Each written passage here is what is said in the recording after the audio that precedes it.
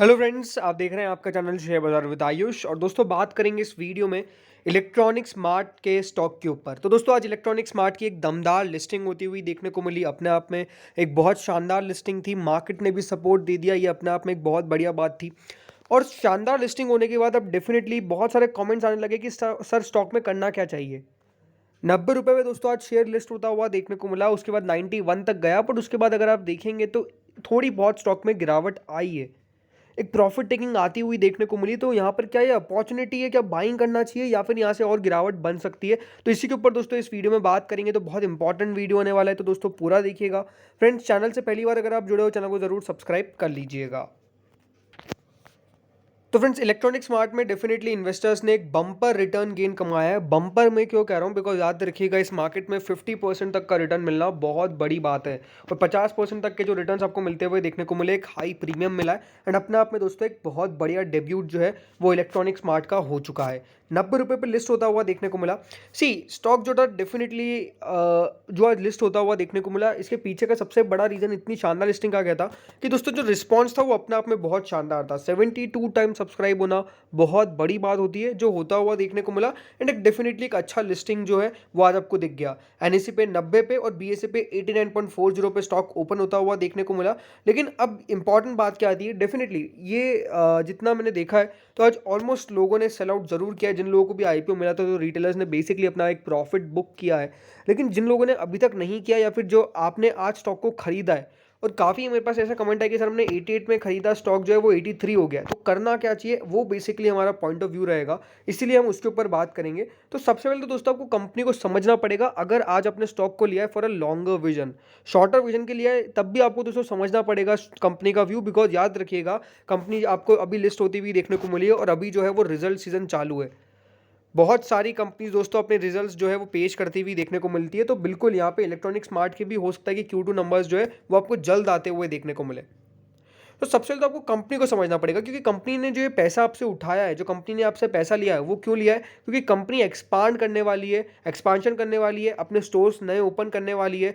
यहाँ पे आपको देखने को मिलेगा वेयर हाउसेस खोलेगी, वर्किंग कैपिटल के जो रिक्वायरमेंट्स है, कंपनी को जो अपनी डेट है वो रीपे करनी है, और कुछ जनरल कॉर्पोरेट पर्पजेज है जो कंपनी यहाँ पे पूरा करती हुई देखने को मिलेगी। एनालिस्ट का क्या मानना है, सबसे पहले आप ये समझ लीजिए, बाद में हम स्टॉक के आगे वैल्यू पर बात करेंगे। एनालिस्ट का मानना है कि अट्रैक्टिव वैल्यूएशन से ग्रोथ हो सकती है, क्योंकि कंज्यूमर गुड्स मार्केट के अंदर एक स्ट्रॉन्ग प्रेजेंस है, स्पेशली साउथ इंडिया के अंदर। और आईपीओ के सक्सेस का रीजन भी यही है कि कंपनी का एक स्ट्रॉन्ग प्रेजेंस है साउथ इंडिया के अंदर।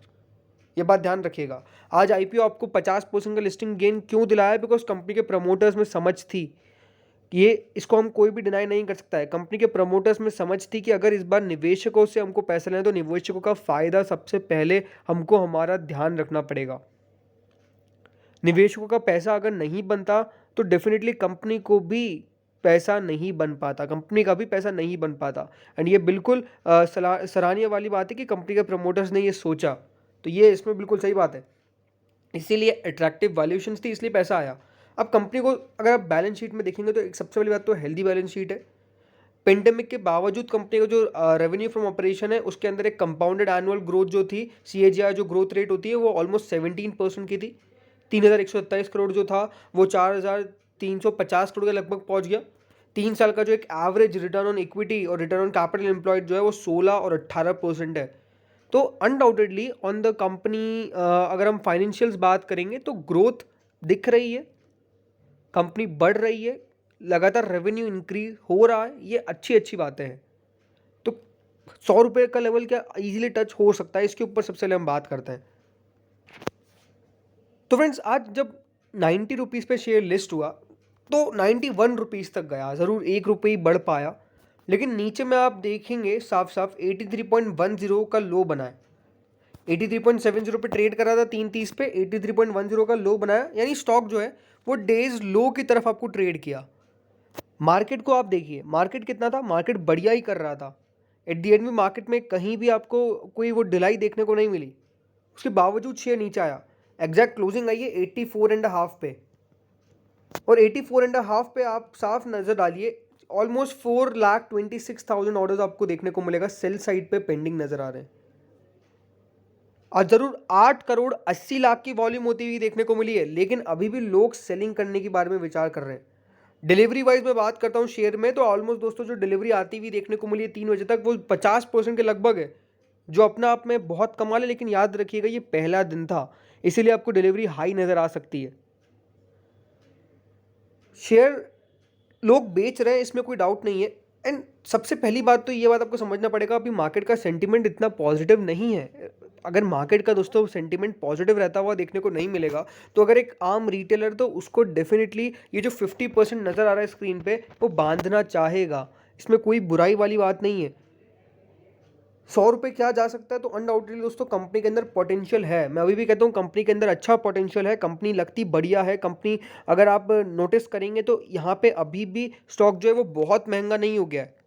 90 रुपये का ज़रूर मिलता हुआ देखने को मिल रहा है, लेकिन अभी भी at a high not P. दूसरी बात क्या है कि फेस वैल्यू अभी भी आपको 10 रुपये की देखने को मिलती है। ये बात भी बहुत इंपॉर्टेंट है, जो नोट नहीं करते लोग, लेकिन नोट करिए।